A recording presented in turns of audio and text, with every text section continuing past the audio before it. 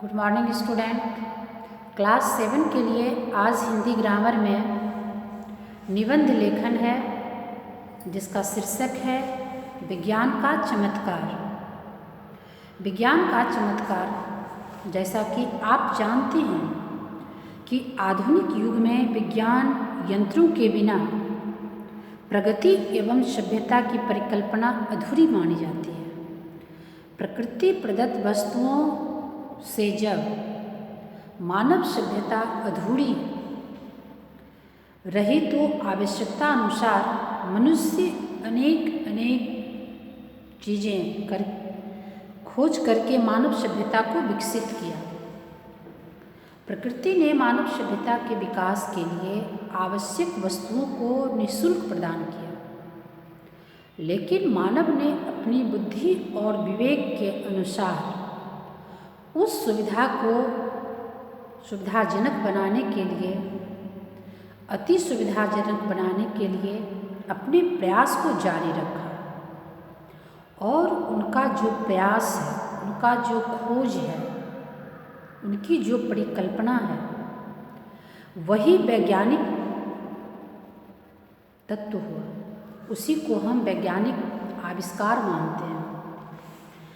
आज मानव की नई खोज ने मानव की सभ्यता को विकसित किया। वर्तमान युग में बिजली, टेलीफोन, एक्सरे, इंटरनेट, अणुबम, जलयान, वायुयान, रेलवे इंजन, मोबाइल फोन आदि वैज्ञानिक खोजों का परिणाम है। इसके अभाव में मानव सभ्यता अधूरी एवं पंगु मानी जाती है। कहने का अर्थ यह है कि वर्तमान स्थिति में आज के मानव का जो सोच है, अगर इन चीज़ों को थोड़े भी देर के लिए बाधित कर दिया जाता है या बाधित हो जाता है तो मानव समाज जो है वह अस्त व्यस्त हो जाते हैं। उन्हें लगता है कि अब हमसे कोई काम नहीं होगा। जैसे उदाहरण के तौर पर बिजली है, मोबाइल फ़ोन की बात करें या अन्य तरह की बात करें तो आज मानव पूर्ण रूप से वैज्ञानिक तत्व पर पर आश्रित हो गए हैं। उनके बिना मानव के सभ्यता का विकास की कल्पना ही नहीं की जा रही है। इसका नई शैल्य चिकित्सा के क्षेत्र में अंगों का प्रत्यारोपण करके मानव को नया जीवन भी दिया जा रहा है। प्रखनली में शिशु और अत्याधुनिक औषधियाँ वैज्ञानिक खोजों का ही प्रतिफल है। आज के मानव ने मानव को जीवन देने के लिए जो उपयोग किया है, यह वास्तव में आश्चर्यजनक खोज है। वैज्ञानिक आविष्कार के पीछे मानव कितना संघर्षरत है, कितना संघर्षशील है, यह आप अनेक बातों में, चर्चाओं में देखते होंगे। आज विज्ञान ने हमारे जीवन को विभिन्न आविष्कारों द्वारा सरल और सहज, सुविधाजनक बना दिया है तथा दूसरे स्थान पर जाने के लिए बस, ट्रेन, वायुयान, जलयान आदि ने हमारा मार्ग अत्यधिक सरल कर दिया है। ऐसी सुविधाओं के द्वारा हम सहज ही देश विदेश में स्थित स्वजनों से वार्ता कर सकते हैं तथा वातानुकूलित यान कंप्यूटर के द्वारा सारे देश विदेश में स्थित स्वजनों से वार्तालाप कर लेते हैं। घर बैठे ही हम विदेश की स्थिति से अवगत हो जाते हैं। चलचित्र, वीडियोग्राफी द्वारा अविस्मरणीय चित्र भी हमारे सामने आ जाते हैं। विद्युत उत्पादन यानी अणु और परमाणु आदि वैज्ञानिक आविष्कारों की ही देन है। आज हम विस्मरणीय बातों को वीडियो के माध्यम से अपने मानस पटल पर ले आते हैं।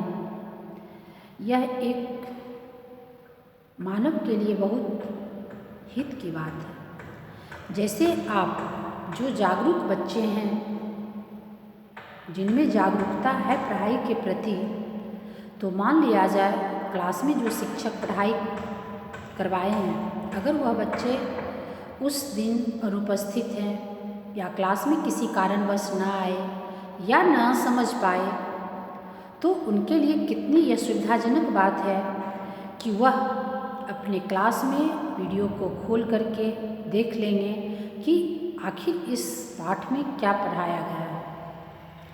तो इन सब चीज़ों की सुविधा आपको जो मिल रही है, वह विज्ञान का बहुत बड़ा देन माना जाता है।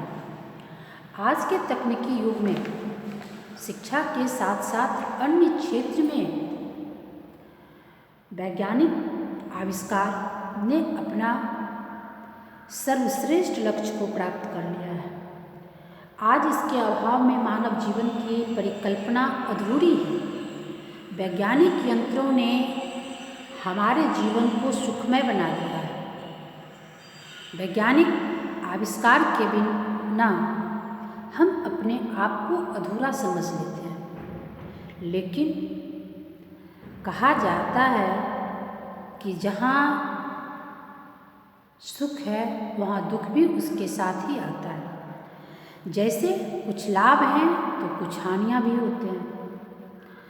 अब वैज्ञानिक आविष्कारों ने हमें तो अनेक सुख सुविधाएँ दी हैं, वहीं दूसरी तरफ इसके हानि भी कुछ इस प्रकार हैं। जैसे विनाशकारी बम के आविष्कार ने मानव जीवन के अस्तित्व को खतरा में डाल दिया। वैज्ञानिक यंत्र ने हजारों हाथों के रोजगार को छीन लिया है। यह सोचने की बात है कि जो काम की मानव 8 घंटे में पूरा करते हैं, उसको कंप्यूटर 8 मिनट में पूरा कर देता है। तो आज कार्यालय के क्षेत्र में, कुछ क्षेत्र में बेरोजगारी जो है मानव को दूसरी तरफ की दिशा दिखाती है। आदमी को सर्वांगीण विकास करने के लिए विज्ञान एक तरफ से उसके कार्य को सरल बना रही है, तो दूसरी तरफ से उसे बेरोजगार भी बना रही है। लेकिन जो व्यक्ति कर्मठ हैं, जिनमें सर्वांगीण गुण है, वो यूं ही बैठ के नहीं रहते। उन्हें अपने इस भौतिकवाद युग में अपने हर क्षेत्र का अनुभव लेने के लिए समाज के पास अपनी विद्वता का परिचय देना पड़ता है। अपने कार्य को सरल बनाने के लिए, अपनी ज़िंदगी को आसान बनाने के लिए उन्हें कोई न कोई क्षेत्र अवश्य चुनना पड़ता है। तो इस प्रकार हम कह सकते हैं कि दूरदर्शन ने जहाँ हमें भरपूर मनोरंजन दिया है, वही दूरदर्शनी संस्कृति ने हमारी समाज और सभ्यता और संस्कृति को कलुषित भी कर दिया है। आज दूरदर्शन का प्रभाव, आज इस मोबाइल का प्रभाव हमारी संस्कृति को ध्वस्त करने पर भी लगी हुई है। जिन लोगों का सोच इस विकास के क्षेत्र से हटकर है, उन्हें उस जीवन को कलुषित करने में आज के जो यह वैज्ञानिक युग हैं, उन्हें काफ़ी मदद कर रहे हैं। हमारी सभ्यता और संस्कृति को भूलने के लिए उन्हें अग्रसित कर रहे हैं। पश्चिमी सभ्यता को अपनाकर वह अपने समाज के परिवेश को भूल रहे हैं। यह वैज्ञानिक क्षेत्र की एक हानि है। वैज्ञानिक आविष्कारों की उपलब्धता के बावजूद हम तो बहुत आगे बढ़ गए हैं। अनेक चमत्कार भी हमारे सामने हैं। इस प्रकाश में निरंतर प्रगति के से जो मानव इतना अग्रसर हो गया है, उसकी सोच लेकिन एक बातों पर निर्भर करती है कि वह विज्ञान के प्रगति का लाभ लें, उससे अपने जीवन को, समाज को लाभान्वित करें। लेकिन जो मानव के लिए विनाशकारी चीज़ है, जो मानव सभ्यता के लिए अहितकर है, उससे दूरियां बनाए रखना है। तब आपका जो यह मानव जीवन का परिप्रेक्ष्य है, सोच है, उसको आप सार्थक बना सकते हैं। विज्ञान के चमत्कार ने तो मानव जीवन की दिशा ही बदल दिया है। इतनी सुविधा, इतनी सुख, इतनी जीवन में परिवर्तन को देखने का श्रेय जो है वह वास्तव में विज्ञान के क्षेत्र को दिया गया है, बशर्ते कि हम उसकी विनाशकारी चीज़ों से हट के रहें, अपनी सोच के अनुसार, अच्छे कार्य के अनुसार उसका प्रयोग करें। धन्यवाद।